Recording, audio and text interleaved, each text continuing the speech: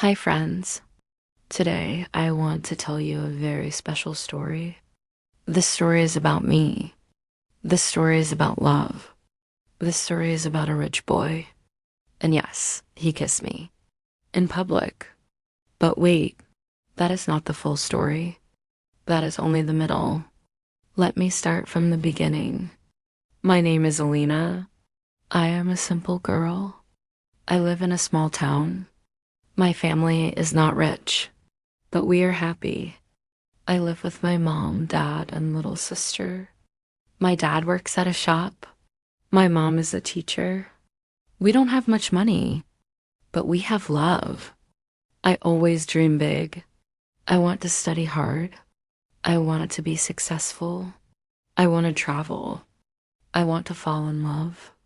But I never thought that love would come so suddenly, so fast, and so sweet. One day, I got good news. I got admission to a big city college. I was so happy. It was my dream college. My parents were proud. My sister hugged me. I packed my bag. I moved to the city. Big buildings, big roads, big people. I was nervous, but excited. College was beautiful. Students were smart. Girls wore pretty dresses. Boys looked cool. And then I saw him. He was standing near his car. It was a red sports car. So shiny, so expensive. I had never seen a car like that before. He wore a white shirt, black jeans, cool sunglasses, hair like a movie star. He smiled. Girls were looking at him. Some girls were talking to him. He looked like a prince. His name was Arian. Yes, Arian. The rich boy. He was famous in college. Everyone knew him. He was rich. He was smart. He was good at sports. And yes, very handsome. I never talked to him. I was shy. He was rich. I was not. He was cool. I was simple. But one day, it rained. Heavy rain. I forgot my umbrella. I stood under a tree, waiting for rain to stop. Then a red car stopped. The window opened. It was him, Aaron. He said, "Hey, do you need help?" I froze. I didn't know what to say. He smiled again. "Come, I'll drop you home." I said no at first. I was scared, but the rain was strong. So I sat in his car. My heart was beating fast. We didn't talk much, but he played soft music. He dropped me at the hostel. Before leaving, he said, "Take care, simple girl." And he drove away. My cheeks turned red. After that day, things changed. He started talking to me in college. He sat near me in class. He smiled more. One day, he brought coffee for me. Another day, he shared his notes. He said, "You are not like others. You are different." I said, "Because I am not rich?" He laughed. "No, because you are real." We started walking together, studying together. Sometimes he told me about his life. He was rich, but he was not happy. His parents were always busy. He felt alone. I listened to him. He said I made him feel better. I didn't know what was happening, but I liked it a lot. One day, college had a cultural fest. Music, food, dance. All students were there. Everyone was happy. Arian and I walked together. Suddenly, his ex-girlfriend came. She was rich too. She looked angry. She said, "Why are you with her? She is nothing." Arian got angry.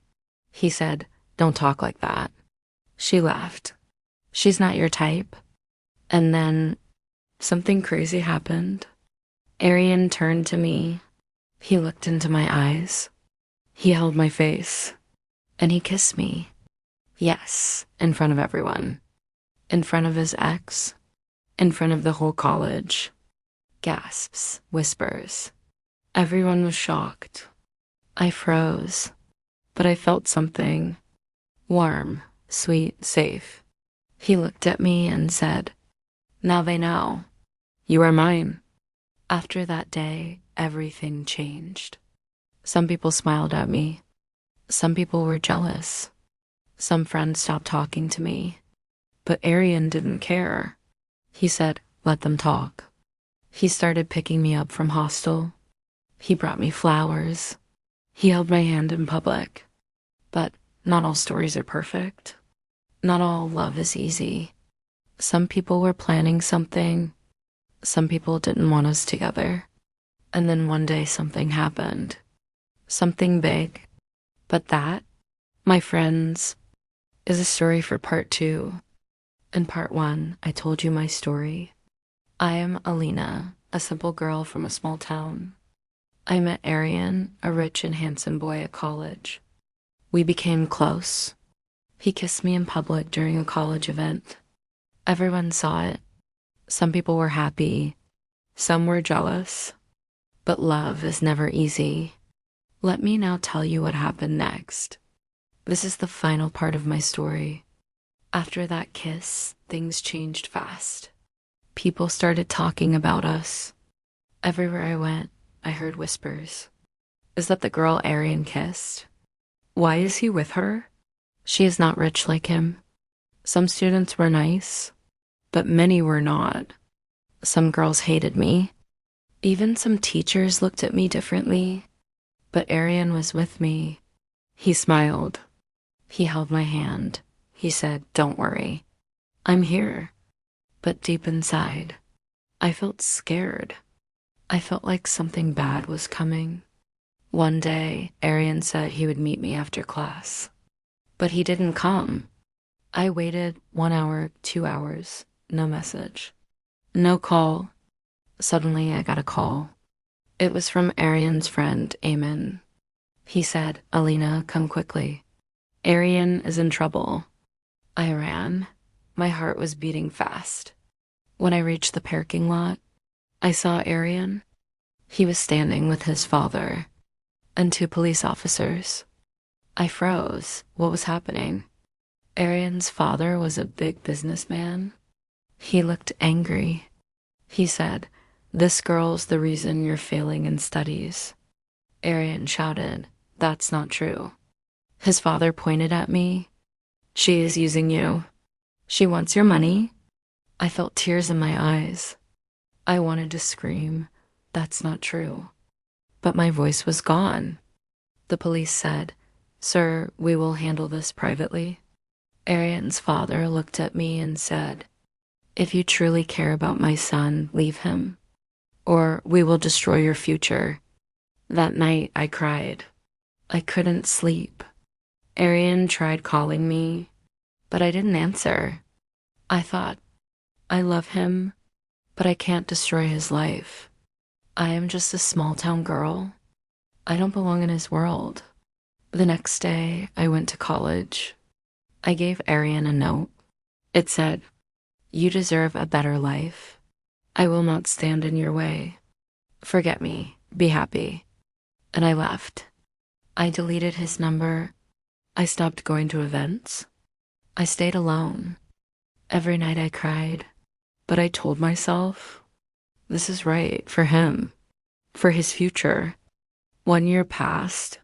I focused on my studies. I topped my class. I got a scholarship. I got a job at a media company. I started writing stories.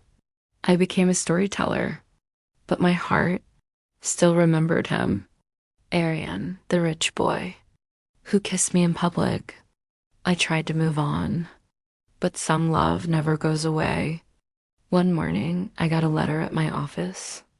There was no name on the envelope. I opened it. Inside, there was a note. It said, "I read all your stories." One story felt real, about a girl and a boy from different worlds. I know that girl. I still love her.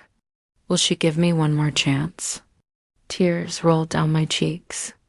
I knew that handwriting. It was Arian. There was also a photo inside. It was of a new coffee shop with a date and time written on it. On that day, I wore a simple white dress. I walked to the coffee shop. My hands were shaking. My heart was loud. And then I saw him, Arian, standing near the window.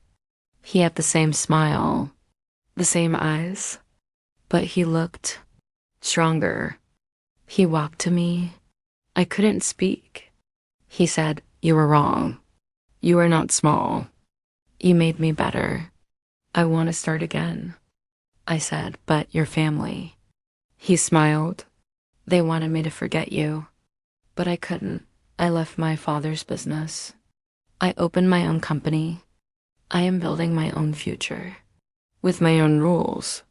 He held my hand. "I want you in that future." And that, my friends, was the beginning of our real love story.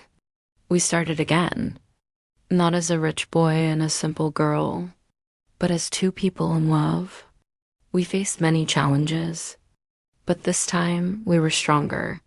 Together, his parents slowly accepted me. They saw how happy he was. And one day, he took me to the same place where he kissed me the first time in public. And this time, he didn't just kiss me. He got down on one knee. He said, "Will you marry me?" And I said, "Yes." Love doesn't care about money or status or background.